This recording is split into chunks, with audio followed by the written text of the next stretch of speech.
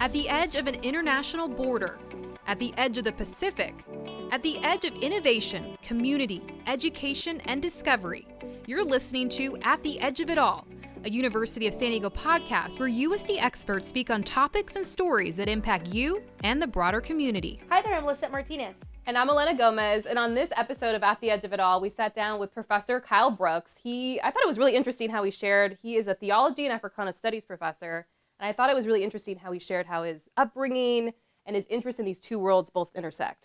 I also thought it was very interesting how he talked about figures that are not often talked about and discussed during Black History Month. So it was a very insightful conversation. Let's take a listen. So you're a professor of theology, but you also study Africana studies. How did you get interested in blending these two worlds together? That's an excellent question. When I think about the beginning of my academic interest in that intersection, I would say it really came to fruition for me during my first year of my master's program. I was a student at Yale Divinity School, and I was taking a course in the graduate school in contemporary African-American poetry. And I was being taught by the illustrious poet and scholar Elizabeth Alexander. And in our final class of the semester, she gathered the students and had a couple of the poets whose work we had been reading present with us in class. And we were having this amazing discussion, and they're reading their poetry. And my professor starts telling the story about being a child growing up in Washington, D.C., and learning the poems of Langston Hughes and reciting them as a child in her Episcopal church. And something about the story she was telling and the way these images and ideas were coming together, it clarified for me, one, this is the work I want to do. I want to be a professor like her. But I also recognized that in these African-American spaces of religious community, they had always and already been social and political and artistic spaces. So for me, that confluence, that intersection was natural. It was simply a reflection of the ways that people live their lives. So that for me has been one of the initiating events. And I think alongside that, my work in many ways is an exploration of my own roots and experiences, growing up as a preacher's kid, growing up with folks who came to Detroit, where I was born, through the Great Migration. So all of these stories, all of these histories, for me, have always been a part of the life in which I'm conjoined and the traditions in which I participate. I want to expand on your upbringing is one of my favorite questions that I like to ask all of the people that sit on this couch, because I think it can tell a lot about a person, to share, their journey, right? As a young student, did you know you said you grew up in Detroit, right? Mm-hmm. Talk to us about your experiences that kind of led you to this journey. Absolutely. So focusing on the family aspect, my family was a very musical family. So on my dad's side, everybody played some kind of instrument, somebody sang, somebody did something musical, composed, taught, whatever the case may be. And so I was steeped in a very rich artistic and creative world and culture. My dad was a saxophonist, so I spent a lot of time listening to jazz music with my dad and getting acquainted with these different artists who were a part of a broad African-American musical tradition. So learning jazz, listening to gospel, funk, soul, R&B, all of that was a part of this world and this tapestry, this soundtrack to my growing up. And then growing up in Detroit as well, of course, we know the city is known as Motown. And so on my mother's side, my grandmother, her maiden name is Gordy, and her first cousin was Berry Gordy, founder of Motown Records. And so I had this very interesting kind of history on both sides of my family, both in terms of connections to music and arts, connections to religious life and culture. There were ministers, and my grandfather, who I was largely raised by, was a pastor. And so, yeah, my early life was steeped in this world of Black life and creativity. And I knew on some level that whatever I did, I was always going to be coming back to those questions, those ideas, those interests. How do you merge, the religious aspect, the music, the cultural aspect with your research as a professor, right? Talk to us about what area of work you're so passionate about and you do here at the university. Absolutely. So when I think about my work broadly, my research is concerned with exploring the communicative conditions of Black religion, politics, creative arts, expressive culture. And I'm primarily concerned with how do people make meaning of life? Religion, as I understand it, ultimately is a kind of force, a kind of understanding, a framework that binds together certain ideas and sensibilities, certain practices of human life. So anything we call religion is really just a subset of the things that human beings do, telling stories, crafting rituals, building traditions. And so the way that that comes together in my work, well, I think there are a few different ways. I think of the book that I'm working on now, Chasing Ghosts, The Politics of Black Religious Leadership, which is going to be forthcoming with Georgetown University Press.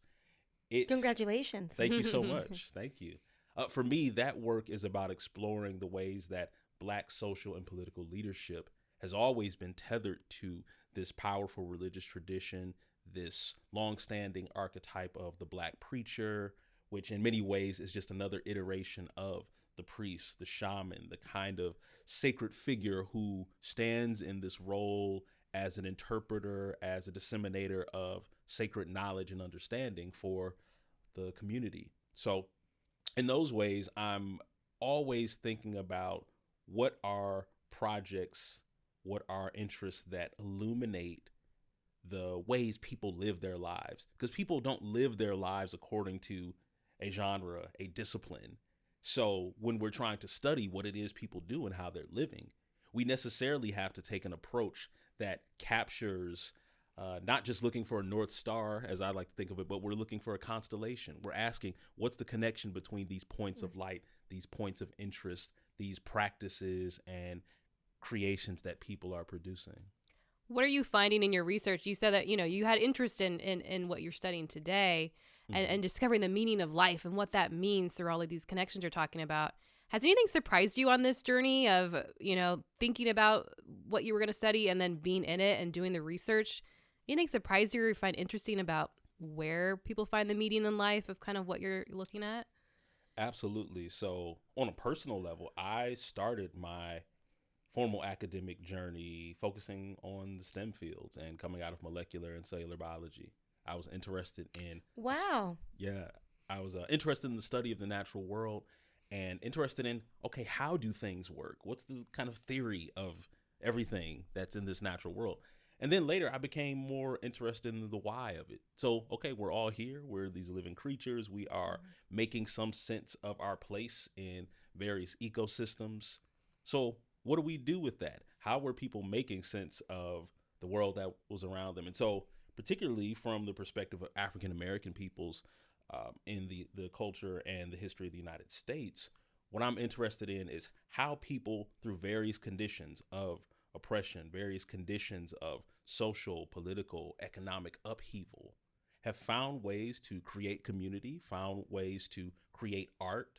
And I would argue that African American expressive culture and art really sets the trends, really sets the tone for so many people. I mean, I think it's no accident that Kendrick Lamar performed at the Super Bowl and had what people are saying was the most viewed Super Bowl performance ever. 135 million people or something like watching, right? And so thinking about just the sort of power and impact of African American creative traditions, to me, it's like that creativity is woven into everything, into the social life, into the politics. And I think what surprised me most is understanding just how certain narratives of historical events and facts are, we learn these kinds of things in elementary school, or, Black History Month comes around and they tell you about the usual suspects, the usual figures, the kind of great people that we're supposed to look up to and revere and honor.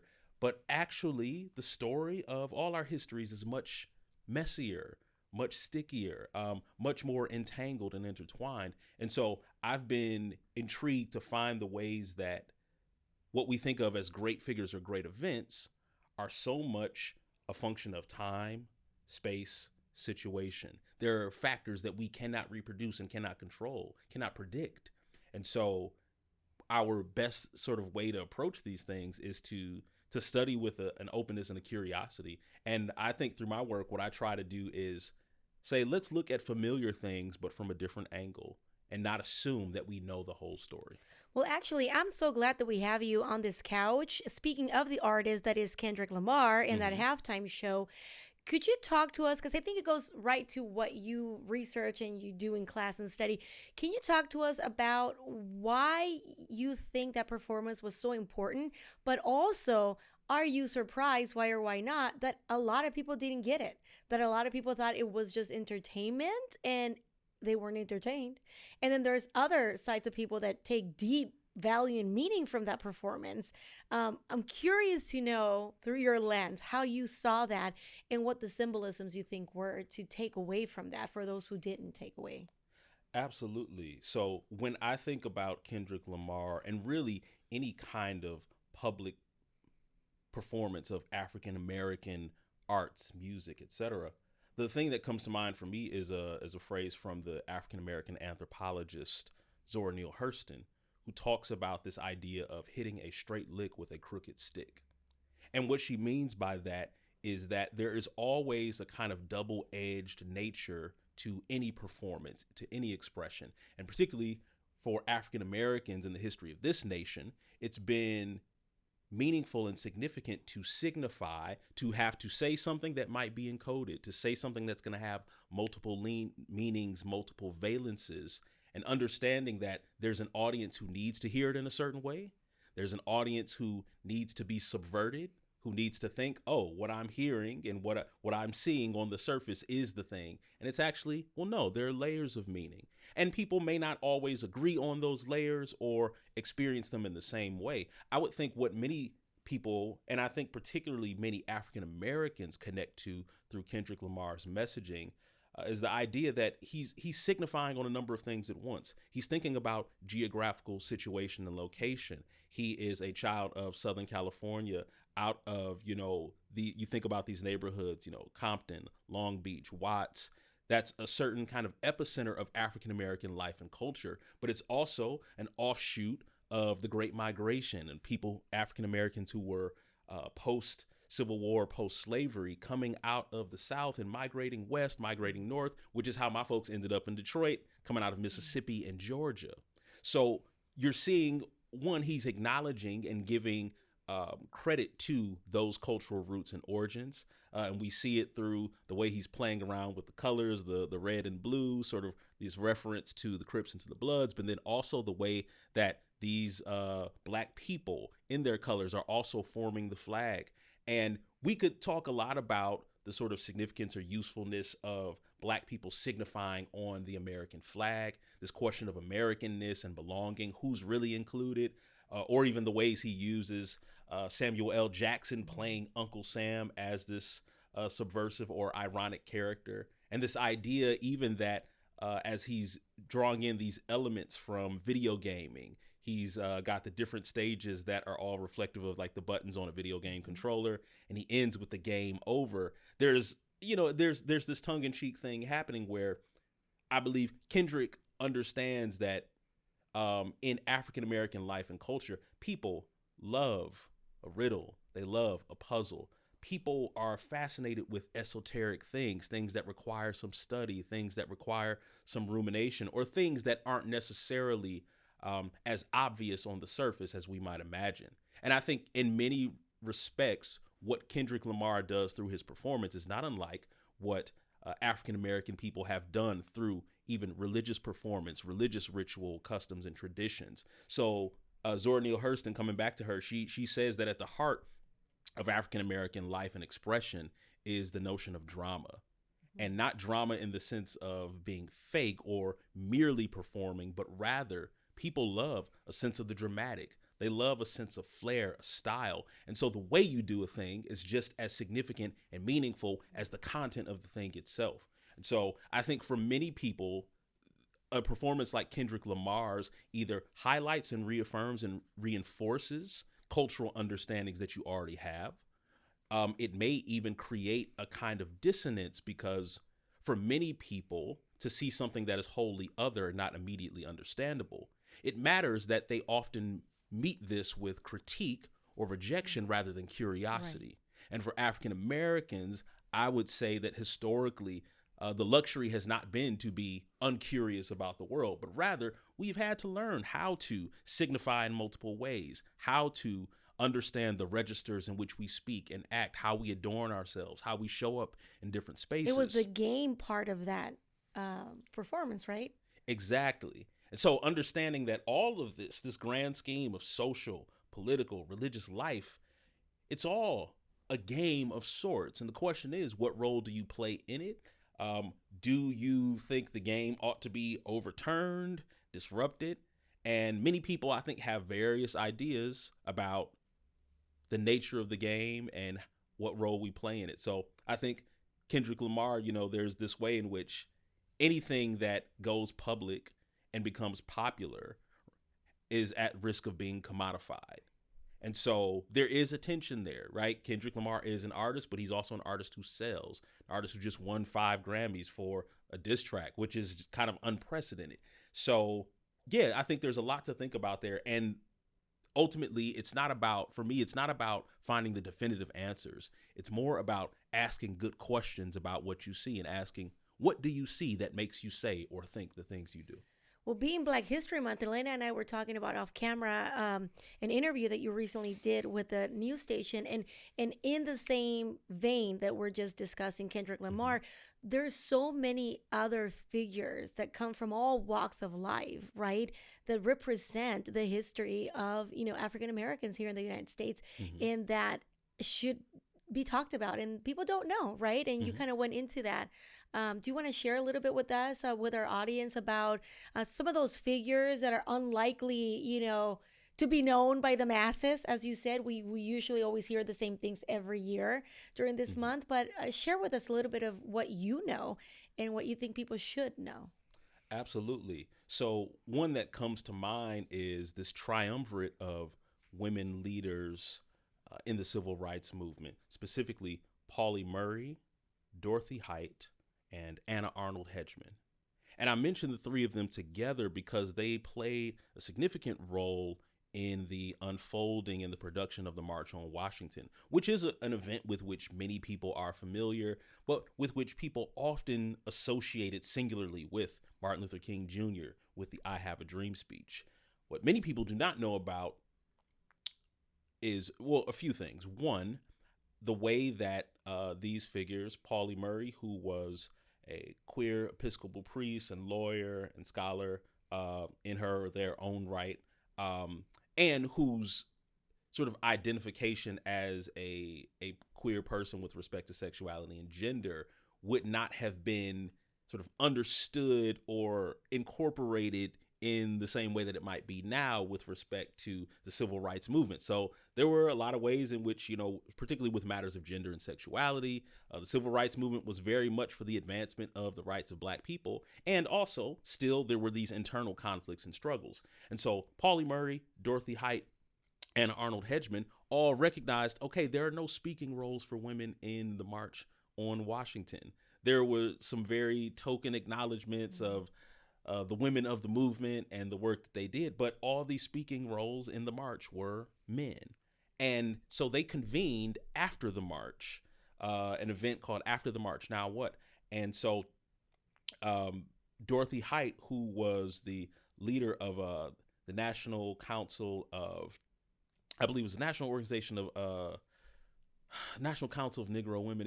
That might have been the name. I might be messing it up, but she convened this gathering after the march. And so many of the women who had been involved in it, Pauli Murray, one of them was a significant figure, and she gave a speech talking about these sort of gendered layers of the civil rights movement that weren't being acknowledged. And there was a kind of prevalent sexism and patriarchy within the leadership of these movements. So you've got folk who are petitioning for the rights of African American people and also still contending with this internal struggle that's being reflected back to them by women who were leaders in their own right.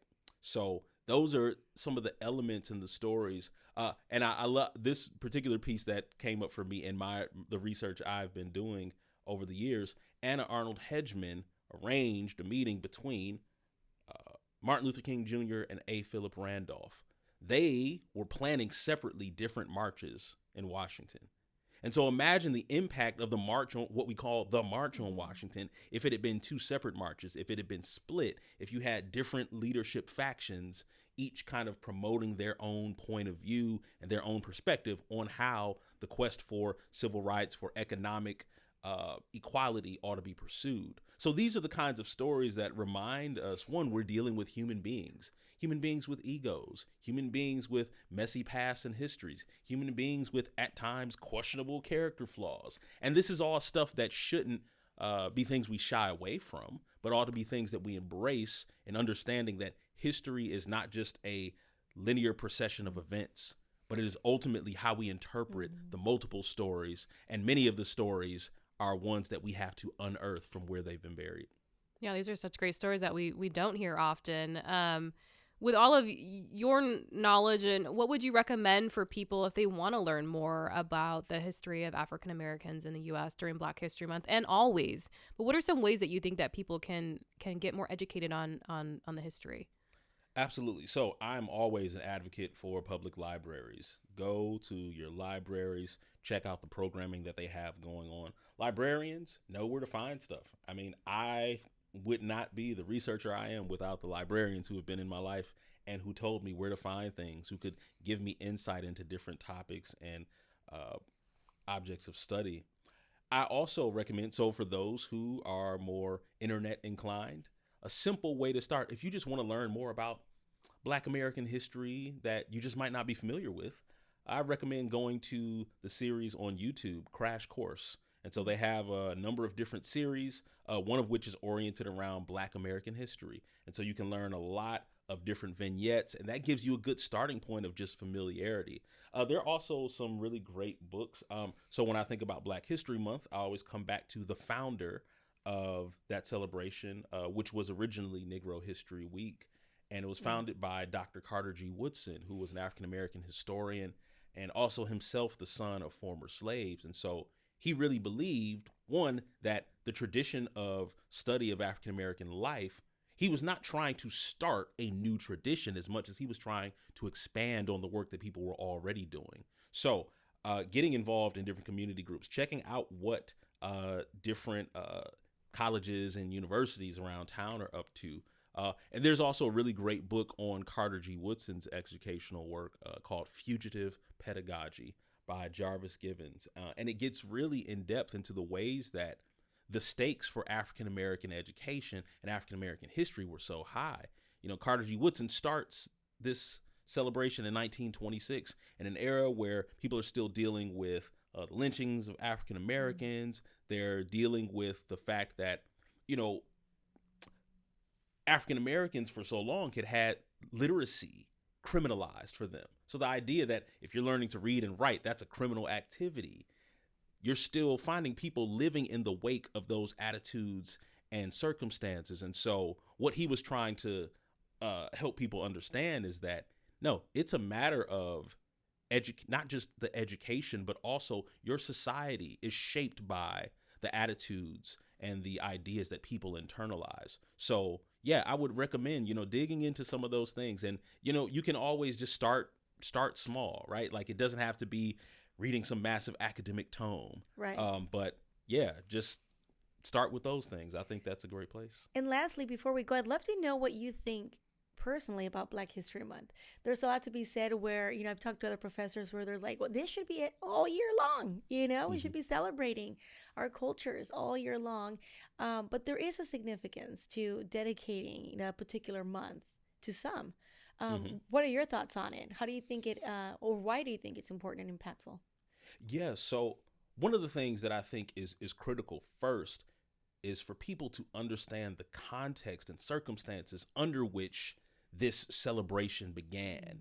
So considering once again, 1926, we're talking about, you know, post World War I, we're talking about the era of the Harlem Renaissance. We're talking about these times of creative and social and political transformation in the nation. So what's happening in this space is, you know, Carter G. Woodson, he realizes, one, just how much education has been a great equalizer for him. He, goes to get his PhD, graduates from Harvard at a time when people just weren't doing that, right? Like as African Americans, those numbers were very few and far between. And so part of what I give attention to is that, people will say, oh, well, Black History Month, shouldn't be a month. We ought to be celebrating it all year long. And it's like, well, understand what it meant to be in a social and political situation where people didn't want to talk about the history of African Americans at all.